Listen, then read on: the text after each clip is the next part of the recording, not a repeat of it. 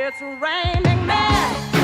Hallelujah, it's raining men.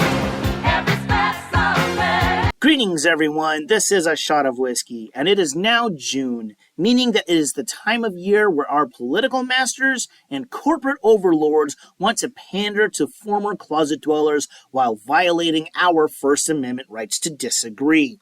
This video is going to be the first of 3 I plan on creating, where I will address another BuzzFeed video, 9 questions gay people have for straights. For those of you who may not have seen this video, they don't really ask 9 questions. Instead, it is 9 categories of things they want to complain about, with a few questions sprinkled in here and there. This time around, I may take the lazy route with my responses. Maybe I'll pair some questions up here and there, or maybe I'll just run through the entire category. I don't know quite yet. In the meantime, grab your favorite drink to abuse, and let's get on with this. Why is my sexuality a lifestyle? Why do you call it a lifestyle? Because the sex-based community that you embrace is really a cult. And this has become more and more obvious since this BuzzFeed video was published. As such, your sexuality is your only characteristic by your choice. You shove it down everyone's throat, and whenever someone uses facts and or logic to discredit an unrelated argument that your side has, such as lowering the voting age, you use your sexuality as a shield and a cudgel. You've taken the rainbow as a holy symbol to the point that everyone thinks of your ilk whenever anything of multiple colors shows up in front of them. You get to have parades for an entire month in major cities because it matters so much to you that we are all aware and in support of what you do with your genitals. There used to be a time in which your community simply wanted to be considered normal, that who they were interested in was none of our business. They wanted their lives to not be defined by being gay. You wanted to be the only adjective that defines you. That is why we call it a lifestyle. You made it that way. Like choosing to wear a dress? Choosing to wear a dress is more of a reflection of what lifestyle you live or are about to begin. For example, if you are wearing a wedding dress for the purpose of getting married, it is a reflection that your lifestyle is about to change from being a single woman to a ball and chain.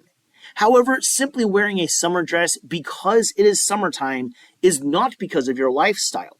It is because of what season it is, and you're not dumb enough to run around in a fur coat. He lives by the beach. That's his lifestyle. No, the beach would be his habitat. People live by beaches for different reasons, and those reasons do vary depending on which beach you live by. For example, it is far more likely that your lifestyle involves suntanning or babe watching compared to fishing or camping if you live in Long Beach, California, instead of Long Beach, Washington. It's not really a lifestyle, it's just my life. That depends on how you carry yourself as a gay person. Let me put this in a way that any simpleton should be able to get. If you and I are having a conversation about anything, sports, anime, Montana, and your sexuality is never brought up, then the question comes down to this. Can I tell that you are gay based on the conversation? If your words and how you physically present yourself leave me to having no clue, then it is just your life. Yes, what you wear can convey the message that you are fruitier than a produce section. If your clothes scream that you do like to do those of the same gender, or you feel such a need to tie Patrick Mahomes or Aaron Judge to what you like to do in the bedroom, then it is your lifestyle. Stop making everything about the hanky-panky. There is more to life than that. Why is it that when you find out that I'm gay, you think that I want you? Because there are a lot of y'all that will hump anything of the same gender, especially the males. And this shouldn't be a surprise to anyone who's ever met a man. We all know that there are some guys who constantly have sex on their minds, and gay men are no exception. Any male orifice they can get or get stuffed by, they will go for it. Of course, this doesn't apply to all gay men. Many of them know that most of us are straight and have no interest in them. They can respect that, move on, and go somewhere where potential mates are more likely to be. But to deny the reality that some of y'all have no shame in going after any man they can is an L on you. Standards, first of all. Everyone has a type. You might not be their type. Don't flatter yourself. Many of y'all don't have standards or the ability to control yourselves. There's a reason why certain diseases spread like fire amongst those of your orientation compared to mine. Itchy, why am I so itchy? Back in college, I had gay friends who shared things with me that counter your nonsensical claims. They've pointed out both gay men in general and specific gay men who liked to hunt for straight guys because they wanted to try to convince, trick, or force men like me into taking it up my ass, one of whom admitted to him that I was one of his specific targets. And it wasn't just because I was decent looking with a nice butt, my gay friend's words, not mine, but I was favored by this other guy because I was my friend's only male buddy who identifies as a Republican voting follower of Yeshua. I don't consider it to be flattering when a gay man plans on forcing himself onto me, just like I would expect any woman, lesbian or not, to not be flattered when a man forces himself onto her. Why are you so worried about how I'm gonna have kids? Why does it matter if I'm going to have kids or not? While I personally do not care if you have kids or not, I would like to point out that reproducing is the only reason why we were designed to be, or evolved into, a species that reproduces through shagging. Eggs serve a specific purpose. No eggs. Empty egg carton. You don't have any eggs.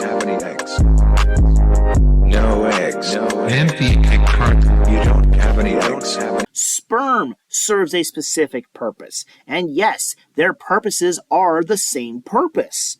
They are the two cellular components required to start the process for creating a new life.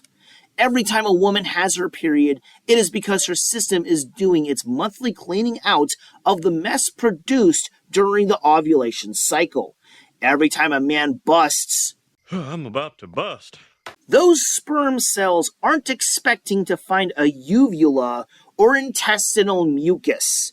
They are looking for an egg, because sperm has one purpose, and you know what it is. We all know what it is. Technically, the world is overpopulated, and me not reproducing is helping you out. I disagree with the overpopulated argument, especially since here and now, most Western nations are freaking out about the lowering birth rates and use it as an argument in favor of illegals invading our countries. Ironic, considering that those wanting Jose and Habib to invade are also the same ones that think there are too many of us. Case in point, this blonde buffalo. However, you not reproducing could, in theory, help me out, because it means, in theory, that less of you will exist in future generations. And yes, I believe that she and the entire alphabet mafia know this, and this obvious knowledge is one of the main reasons why they are so desperate to indoctrinate our children. We're here! We're queer! Get used to it! You do this every year. We are used to it. Spoil sport. If I want to have kids, I'm pretty sure I can figure it out. Sure you can. That's another reason why I don't care about this. If you want kids, you can figure out a way to make it happen. I will say this, though. There is one way that applies to the L part more so than the G that I am vehemently opposed to. Artificial insemination. I oppose it because, despite how the laws are written in many places, my home state included, a single mother can still go after the donor for child support, no matter how many contracts both he and she sign that state she is on her own. Men need to protect their sperm more, and this is one of many reasons why. In my description, I will include a link to a video posted by the Family Circus. No, it's not the Family Circus that you can find in the funny pages. This one is a fellow MGTOW channel, and the guy posts Tom Leykis segments with his own commentary thrown in. If this Fruity Pebbles or his loopy friends want a kid someday, I wish them success.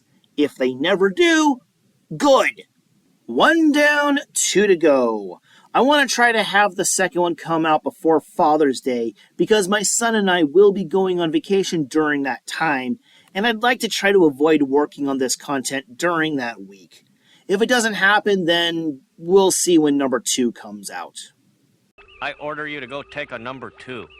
Aye, aye, Captain. In the meantime, everyone, please never forget that if you abuse alcohol, it will abuse you back.